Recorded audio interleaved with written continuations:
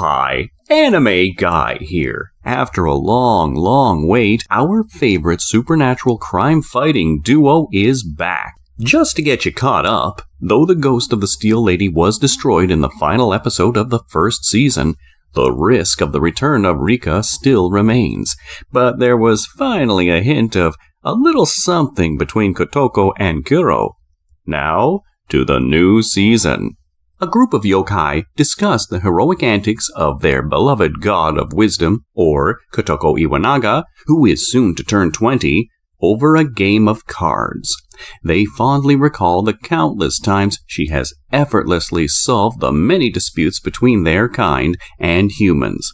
They also appreciate that she isn't just a pretty human, but is more than capable of bringing out her wild and fierce side whenever required as well. Also, at times, when humans inadvertently learn of the existence of the yokai, it has been Kotoko's wisdom that gets the humans to believe in fake stories and falsify any such existence, thereby saving the yokai. While there are potential threats to Kotoko because of all she does, the yokai conclude that she also has plenty of help on her side. Hence, even if she is just a human who could easily perish, she is strong because she is never alone. The yokai then progress to discussing Kotoko's strong monster boyfriend who ate mermaid flesh to acquire immortality, Kuro Sakuragawa. They are grateful that he is loyal to the god of wisdom because they believe that since he also ate the meat of a Yudan, it would be impossible for the yokai to control him if at all he were to break away from Kotoko. Convinced of Kuro's strength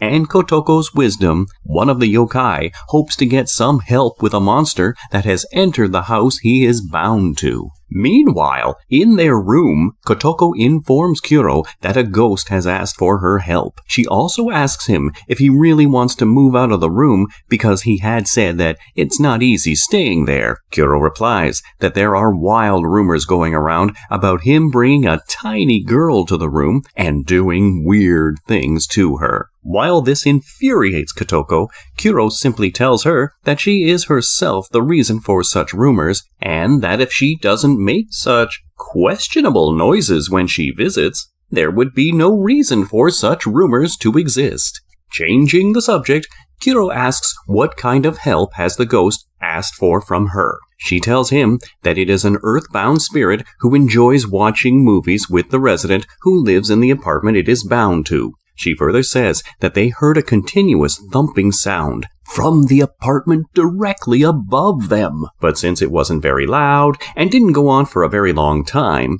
the resident initially ignored it, but the spirit hasn't been able to get it out of its mind. When the resident finally complained to the building manager after a while, the manager informed him that the apartment above him has been empty for a couple of months. Even then, when the manager went upstairs to check, he found a strange and scary doll on the floor of the completely empty apartment. Creeped out by it, the manager refused to approach the doll to investigate further and instead ran away. Since the spirit bound to the apartment below is also too scared to check on the doll, Kotoko plans to move to that apartment with Kuro so they can examine the situation and look for a way to get rid of whatever evil possesses the doll. 2 days later, with her investigation complete, she informs the yokai that there was nothing to worry about, since it was just the manager's pet that managed to get into the apartment for a while that caused the noise they heard. She further says that the entire doll story was made up by the manager just to hide the existence of his pet because he cannot risk the residents of the building knowing that he himself has a pet in a building that doesn't allow the occupants to have pets. When asked why the manager had to go to such extents to hide a pet, Kotoko replies that it was necessary because the pet wasn't just a dog or a cat, but a big reptile of the kind that isn't allowed in Japan. She assures the spirit that once the manager confessed the truth to her,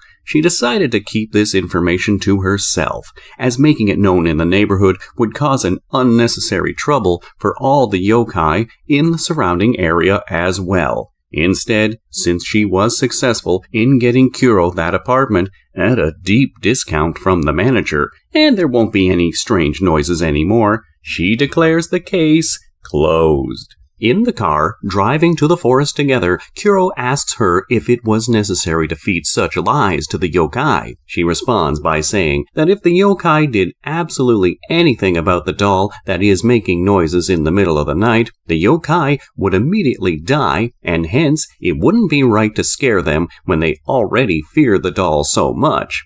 Curious about the origin of the doll, and how they can dispose of it, Kuro asks Kotoko for more details. She says the doll is cursed to exorcise demons and monsters in its vicinity. She believes it is a charm against evil spirits that must have initially been a part of an important historical building, but with time, it might have been misplaced and brought back by the previous resident only to be left behind when moving out. And because the doll's primary function is to protect the space around it from ghosts and monsters, she explains that it was necessary to lie to the spirit about its existence, considering that she is the only person who can touch the doll without mortal danger. Kotoko is relieved that they shifted it to the forest earlier that day, so she could ask the yokai in the area to stay away. Facing the true form of the doll, modeled after a sumo wrestler, Kotoko reminds Kuro about the Shinto ritual, of which the Shiko exercise is carried out to drive away evil from the land by heavily stomping on the ground. That's the noise heard, she says, because of this exercise being carried out. But as it wasn't being done directly on the ground, its effect was not strong enough to destroy the spirit in the apartment below. Kotoko then explains what must have happened with the earlier resident of the apartment. She knows for a fact that he was a student sumo wrestler who must have picked up the doll purely because it looks like a sumo wrestler itself. His grades improved since then, but he had to give up wrestling because of an injury, thinking that this doll was responsible for it, but unable to throw it away out of respect. He must have just left it behind in the empty apartment when he moved. Right then, the true form of the doll notices Kotoko and Kuro, resulting in Kotoko urging Kuro to battle. Through the power of the mermaid flesh, Kuro is able to mend himself after receiving a blow. And because Kuro was also given Kudon meat to eat, he can predict the future before dying.